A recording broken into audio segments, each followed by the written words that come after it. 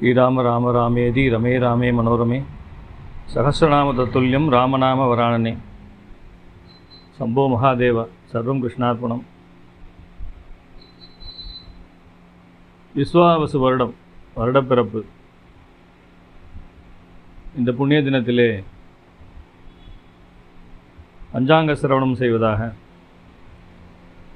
அந்த காலத்தில் எங்கள் பெரியவங்கெல்லாம் படிப்பாங்க. நாங்கள் கீழே உட்காந்து கேட்டுருப்போம். கோயிலில் மடங்களில் நாளைக்கு இங்கே சங்கர மடத்திலாம் வச்சுருக்கா பஞ்சாங்க சிரவணம்.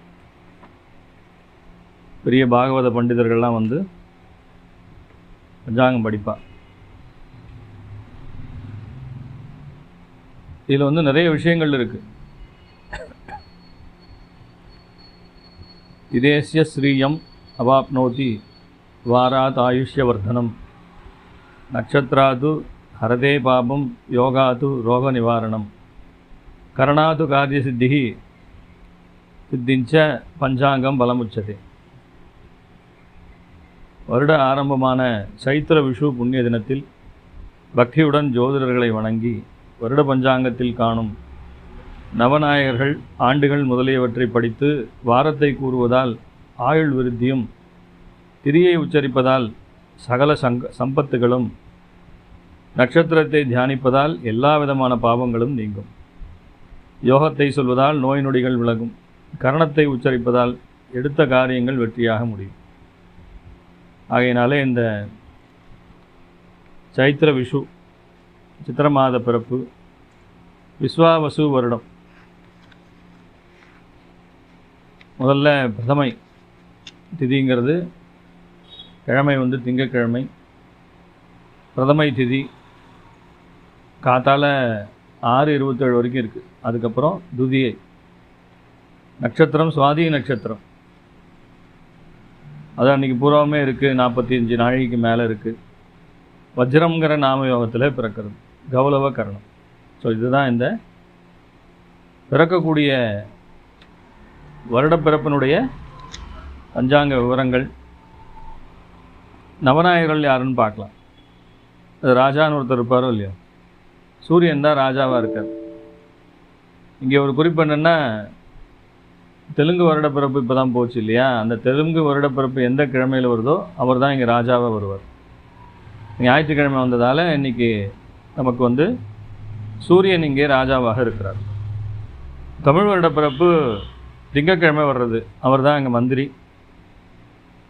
சேனாபதியாக சனி வருகிறார். அர்காதிபதி சூரியன், சஸ்யாதிபதி புதன், ரசாதிபதி சுக்கிரன், தானியாதிபதி அங்காரகன், மேகாதிபதி சூரியன், நீரசாதிபதி புதன், மழை மரக்கால் குருணி 1.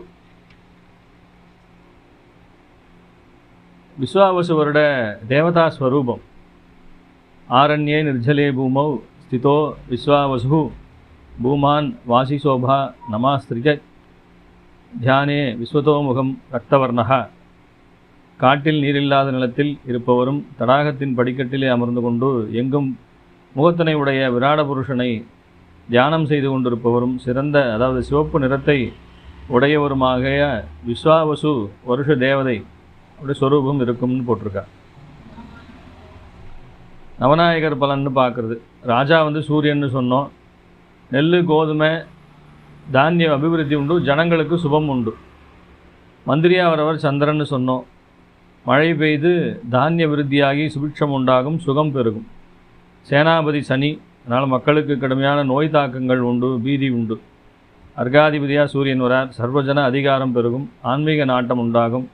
சஸ்யாதிபதி புதன், சில இடங்களிலே அதிக மழை பெய்யும், சில இடங்களிலே குறைவாக இருக்கும், பெய்த இடத்திலே திரும்ப பெய்யும். ரசாதிபதி சுக்கிரன், உணவு பற்றாக்குறை உண்டாகும், உலோகப் பொருட்கள் விலை குறையும். தானியாதிபதி அங்காரகன், ஜனங்களுக்கு க்ஷேமம் உண்டாகும், மிதமான மழை பொழியும். மேகாதிபதி சூரியன், மழை அதிகம் பெய்து நாடு செழிக்கும், தானிய விருத்தி உண்டு. நீரசாதிபதி புதன், அரசாங்கத்திலே குழப்பம் உண்டாகும், காற்று அதிகரிக்கும், மிதமான மழை, பயிர் விருத்தி உண்டு. பசுநாயகர் பலபத்திரன் வரார். பால் பசு விருத்தி குறையும். விவசாயத்திற்கு மத்தியம பலன்தான் சொல்லியிருக்கு. மேகம் நீலமேகம் கண்ட வருஷம் பெய்த இடத்திலேயே பெய்யும். அதனால் மேட சங்கிரமணம், நாட்டில் கலகம் குறைந்து சமாதானம் நிலவும், மக்கள் நலம் பெறுவார்கள்னு சொல்லியிருக்கு. ஸோ இது வந்து நவநாயகர்கள் பற்றிய விஷயங்கள். அடுத்து ஆதாய பலன்களை பற்றி பார்க்கலாம். இந்த 12 ராசிகளுக்கும் என்ன ஆதாயம் கொடுத்துருக்கு, என்ன விரயம் கொடுத்துருக்குங்கிறத பார்க்கலாம். மேஷராசிக்காரர்களுக்கு 2 ஆதாயம் 14 விரயம். அதனால் மேஷராசிக்காரர்களுக்கு கொஞ்சம் அது சோதிக்க போகிறது. ரிஷபராசிக்காரர்கள் 11 ஆதாயம் 5 தான் விரயம் என்ன இருக்குது. மிதுனத்துக்கு 14 ஆதாயம் 2 தான் விரயம். மிதுன ராசிக்காரர்கள் தான் காட்டில் மழை. கடகராசிக்காரருக்கு 14 ஆதாயம் 8 விரயம் அண்ணா இருக்குது. சிம்மராசிக்காரர்களுக்கு 11 ஆதாயம் 11 விரயம், 2 சரிசமமாக இருக்குது. கன்னிராசிக்காரர்களுக்கு 14 ஆதாயம் 2 தான் விரயம். இந்த புதன் வீடு 2மே சிறப்பாக இருக்குது. துலாம் ராசிக்காரர்களுக்கு 11 ஆதாயம் 5 விரயம். அதனால் சுக்கிரன் ராசிக்காரர்களுக்கும் நல்லா இருக்குது. விருச்சிகத்துக்கு 2 தான் ஆதாயம் 14 விரயம். இப்போ மேஷராசி விருச்சிக ராசி செவ்வாய் வீட்டுக்கு 2க்குமே கடுமையான சோதனைகள் உண்டு. அடுத்தது தனுசு ராசிக்கு 5 ஆதாயம் 5 விரயம். மகர ராசிக்கு 8 ஆதாயம் 14 விரயம். கும்பத்துக்கு 8 ஆதாயம் 14 விரயம். மீனத்துக்கு 5 ஆதாயம் 5 விரயம். இப்போது இந்த குரு வீடு 2க்கும் சுமாராக இருக்குது, 5-5ன்னு வர்றது. சனி வீடு 2மே கொஞ்சம் சோதிக்கிறதா இருக்குது. ரொம்ப மோசமாக இருக்குதுன்னு பார்த்தா மேஷராசி விருச்சிக ராசி ரொம்ப மோசம். அதற்கு அடுத்தது பார்க்கும்போது மகரம் கும்பம் கொஞ்சம் கஷ்டம் கொடுக்குதுங்கிற மாதிரி சொல்லியிருக்கா. தனுசு மீனத்துக்கு வந்து 5-5 இருக்குது, 2மே சரிசமமாக இருக்குது. சிம்மராசிக்கு 11க்கு 11, கடகத்துக்கு 14க்கு 8, ரிஷப துலாத்துக்கு பரவாயில்ல 11க்கு 5. இருக்கிறதுலே புதன் வீடு 2 ரொம்ப சூப்பராக இருக்குது. மிதுனத்துக்கும் கன்னிக்கும் 11-2ன்னு இருக்குது. ஸோ இதெல்லாமே இந்த ஆதாய பலன்கள் என்று சொல்லப்பட்டிருக்கிறது. ஸோ இது ரொம்ப அற்புதமாக இருக்கக்கூடியதாக இந்த புது வருடம் பிறப்பு இருக்கிறது என்று நாம் எடுத்துக்கொள்ள வேண்டும். பொதுவான பலன்களை பார்க்கலாம். அதாவது லக்னம் பிறக்கிறது வந்து தனுசு லக்னத்திலே பிறக்கிறது. 4ஆம் பாவத்திலே புதன் சுக்கிரன், சனி மற்றும் ராகு, 5லே சூரியன், 6லே குரு, 8லே அங்காரகன், 10ஆம் இடத்திலே கேது, 11லே சந்திரன். இவ்வாறு இருக்க நம்ம சுவாதி நட்சத்திரத்தில் பிறக்குதுன்னு சொல்லி பார்த்தோம். அதாவது துலா ராசியிலே பிறக்கிறது, தனுசு லக்னத்திலே பிறக்கிறது. பொதுமக்களுக்கு பீடையும் சுகக்குறைவும் உண்டாகும். புது வகை கிருமி தாக்கம் உண்டுங்கிறான். கொரோனா மாதிரி எதுவும் வராமல் இருந்தால் சரி. அரசாங்கத்திலே பல விதமான குழப்பங்கள் உண்டாகும். மக்களுக்கு பொருளாதாரம் உயர்வு உண்டுங்கிறான். வியாபாரிகள் சிறிது நஷ்டம் பெறுவார்கள்.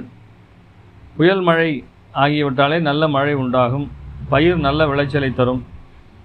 விவசாயிகள் மேன்மை அடைவார்கள்னு சொல்லியிருக்கு. நாட்டிலே போர் மேகங்கள் சூழும். அக்கம் பக்கத்திலே இப்போ நிறைய சண்டை சச்சரவுன்னு நீங்கள் பார்க்கலாம்.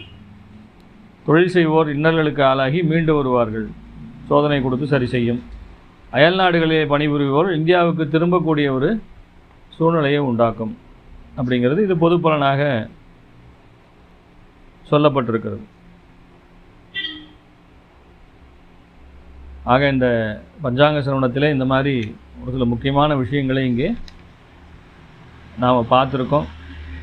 பொதுவாகவே சூரியன் ராஜாவாக வர்றது அப்படிங்கிறது அந்த தானிய விருத்தி அப்படிங்கிற மாதிரி சொல்கிறார். பொதுவாக அந்த ராஜாங்கத்தில் இருப்பவருக்கு சிறப்பாக இருக்கும். அரசாங்க தொடர்பு உடையவர்களுக்கு நல்லா இருக்கும்.